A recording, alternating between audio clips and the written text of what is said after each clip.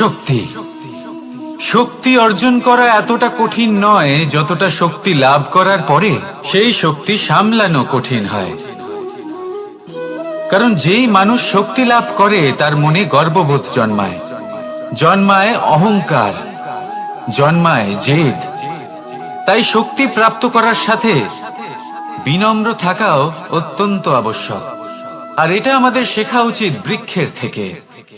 বৃক্ষ যা আমাদের ফল দেয়, বৃক্ষ যা যত ফল দেয় ততটাই ঝুঁকে যায়। আমরা পাথর মারি ওই বৃক্ষের থেকে ফল প্রাপ্ত করার জন্য। সেই পাথরের মার সহ্য করেও বৃক্ষ আমাদের ফল দেয়। কোনো গর্ববোধ নেই, কোনো অহংকার বোধ নেই। আর সেই জন্য এই বৃক্ষের পুজো করা হয়। এটাই হলো মাহাত্ম্য শক্তির সাথে বিনম্রতা। যদি এই শক্তি সৃজন করে থাকে, সাহায্য করে থাকে, সম্বল হয়ে থাকে, তবেই সেই শক্তি উপযুক্ত। আর নয়তো সেই শক্তি একদিন আপনাকে আসক্ত অবশ্যই করবে। তাহলে শক্তি অবশ্যই অর্জন করুন, কিন্তু তার সাথে সেই শক্তি সামলানোর মতো বিবেকও আপনাকে অবশ্যই জাগ্রত করতে হবে। তাহলে আসুন আমার সাথে ভালোবেসে বলুন রাধা রাধা।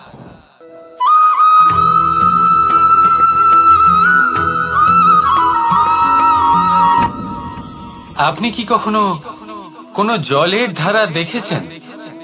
তার সামনে যতই মাটি থাকুক না কেন, যতই কাদা থাকুক না কেন, যখন এই জলের ধারা বইতে আরম্ভ করে দেয়, তাহলে নিজের মনের, নিজের ভাবনার, নিজের জীবনের যত অনাবশ্যক তত্ত্ব আছে, অনুপযোগী অংশ রয়েছে, অর্থাৎ অপরিষ্কার অংশ রয়েছে, তা নিজে থেকেই নির্মল হয়ে উঠবে। আর যেরকম জলের ধারা কখনো থেমে থাকে না, সব সময় বয়ে চলে, সেইভাবে আপনিও কখনোই থামবেন না। সবসময় বয়ে চলুন, এগোতে থাকুন। পথে যদি অনেক বিপদ আসে, সমস্যা আসে, থামবেন না, তার উপর নিরন্তর প্রহার করুন, নিরন্তর প্রয়াস করুন আর অগ্রসর হন। আপনি ভেবে দেখুন, এই জলের ধারা কখনো থেমে থাকে না, সবসময় বয়ে চলে, বিপদের সম্মুখীন হয়ে তাকে সাথে বয়ে নিয়ে চলে। সেই জন্য জলের ধারা, প্রবাহমান এই ধারা, এর থেকে কখনো দুর্গন্ধ আসে না, এতে কখনো ময়লা জমতে পারে না, বরং পালিত হয় সুন্দর প্রাণবন্ত জীবজন্তু, যেমন সুন্দর ছোট মাছ।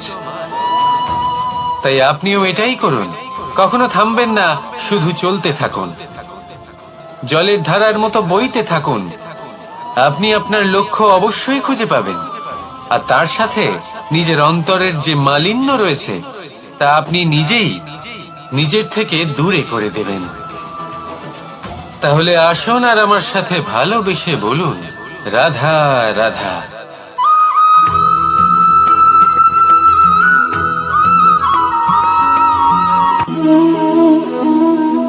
নিয়তি। রাধা আমাকে বলে, কৃষ্ণ, যদি তুমি জানো যে নিয়তিতে কি আছে, তাহলে তাকে বদলে দাও না কেন? মহাদেব আমাকে বলেন যে শ্রীকৃষ্ণ, যদি আপনি এটা জানেন যে সাম্বের নিয়তি এটাই, তাহলে আপনি তাকে বদলানোর চেষ্টা কেন করেন? কেন? কারণ আমি একজন পিতা, আর পিতার কর্তব্য এটাই, তিনি যেন সম্ভাব্য সব চেষ্টা করেন নিজের সন্তানের মঙ্গলের জন্য। নিয়তি আমি জানি, কিন্তু এটাও আমি জানি যে কর্মের থেকে বড় আর কোনো নিয়তি হতে পারে না। অভিজ্ঞতাও রয়েছে যে কর্মের হাতে নিয়তির এই চক্র বদলে যেতে পারে। তাই জীবনে যদি আপনার কখনো এমন মনে হয় যে এটা তো অসম্ভব, তখনও চেষ্টা করা কখনোই ছাড়বেন না। কে বলতে পারে আপনারই কর্মের কোনো এক বীজ হয়তো নিয়তির চাকায় আটকে গেল, আর নিয়তিকে নিজের পথ পাল্টাতে হলো, ঠিক কিনা? সেই জন্য নিয়তিকে ভাগ্য মেনে নিয়ে চুপ করে বসে থাকবেন না। নিজের নিয়তি স্বয়ং নিজের কর্মের দ্বারা নির্ধারিত করুন, কারণ আপনার এই কর্মের ওপরেই আপনার অধিকার রয়েছে। আর এই অধিকারকে নিয়তি অনেক সময় সম্মানও করে। তাহলে আসুন আর আমার সাথে ভালোবেসে বলুন রাধা রাধা।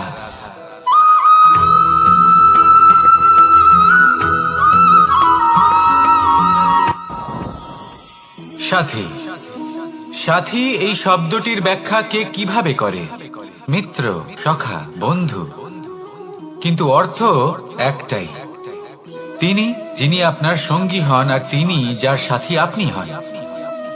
এবার সব থেকে বড় প্রশ্ন হলো এটাই যে তিনি কে হতে পারেন যাকে আপনি আপনার সাথী বলে মেনে নিতে পারেন, নিজের সখা, নিজের মিত্র, নিজের বন্ধু মেনে নিতে পারেন। আপনার সাথী হলেন তিনি যিনি দুঃখের সময় আপনার পাশে থাকবেন, আপনার হাত ধরে থাকবেন। আপনার সাথী হলেন তিনি যার হাত আপনি নিজের সুখের দিনে ধরে থাকবেন। সেই সাথীরই হাত ধরুন যিনি দুঃখে সবসময় আপনাকে সাহায্য করার জন্য তৎপর হয়ে থাকেন, আপনার পাশে থাকেন, আর যাকে সুখের দিনে আপনি আপনার সাথে রাখতে পারেন। আর যখন আপনার সাথে আপনার এই সাথী থাকবে তখন আপনি এটা বুঝবেন যে যখন জীবনে দুঃখ আসে তখন এই দুঃখ কমে যায়, সবার মধ্যে ভাগ হয়ে যায়। আর যদি তখন সুখ আসে তাহলে সেটা সবার উপস্থিতিতে আরো বেড়ে যায়। এটাই হলো প্রেম, এটাই হলো ভালোবাসা, এটাই হলো সঙ্গ। যেমন সম্পর্ক আমার আর রাধার মাঝে। তাহলে আসুন আর আমার সাথে ভালোবেসে বলুন, রাধা রাধা।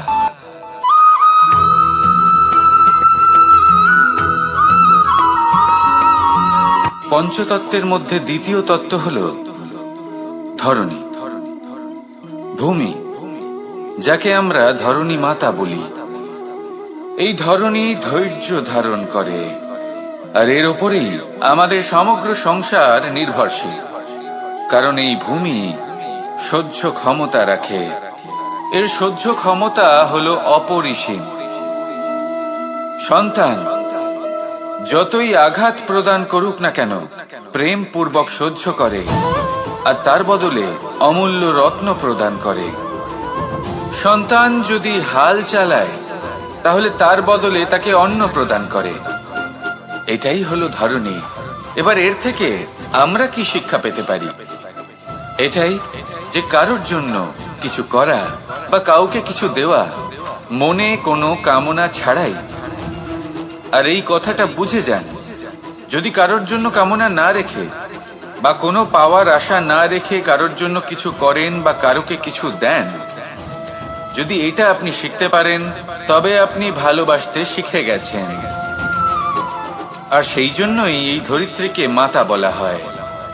কারণ মাতা শুধু উনি নন যিনি গর্ভে সন্তানকে ধারণ করেন, মাতা তো উনিও যিনি জীবন বাঁচতে শেখান, যিনি জীবন বাঁচার উদাহরণ প্রদান করেন। তাহলে ধরণীর থেকে এই নিঃস্বার্থ ভাব শিখুন, নিঃস্বার্থ ভালোবাসা শিখুন, আর এই ভালোবাসার সাথেই বলুন, রাধা রাধা।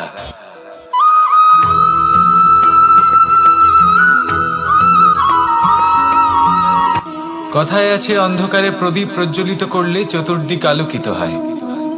কিন্তু যদি এই প্রদীপ আমি সূর্যের আলোর সম্মুখে সকালবেলায় প্রজ্বলিত করে রেখে দিই, তাহলে কি হবে? আপনি বলবেন যে এটা করে তো কোনো লাভই হলো না। সূর্যের প্রকাশের সামনে এই প্রদীপ আসলে কিছুই নয়। এবার এই চিন্তা ভাবনা প্রত্যেক দিন করতে হবে, আর একটা অমূল্য শিক্ষা পেতে হবে। মনে করুন যে আপনি মহাপুরুষের সামনে বসে আছেন, কোনো মহাজ্ঞানীর সামনে। তাহলে সেই ব্যক্তির সামনে নিজের জ্ঞানের প্রদীপ প্রজ্বলিত করবেন না, নীরব থাকুন, আর সেই ব্যক্তির সূর্যের প্রকাশের মতো জ্ঞান প্রাপ্ত করুন। যতটা পারবেন জ্ঞান লাভ করুন। যদি এমন কোনো সময় এমন কোনো স্থানে আপনি আছেন যেখানে চতুর্দিক অন্ধকার, কারোর কাছেই জ্ঞান নেই, সেখানে নিজের জ্ঞানের প্রদীপ প্রজ্বলিত করুন। এমন করলে দুদিক থেকেই আপনার লাভ হবে। আপনার জ্ঞান প্রাপ্তিও হবে, আর জ্ঞানের সঠিক প্রয়োগও করতে পারবেন। আর এই মন প্রসন্ন হয়ে বলবে, রাধা রাধা।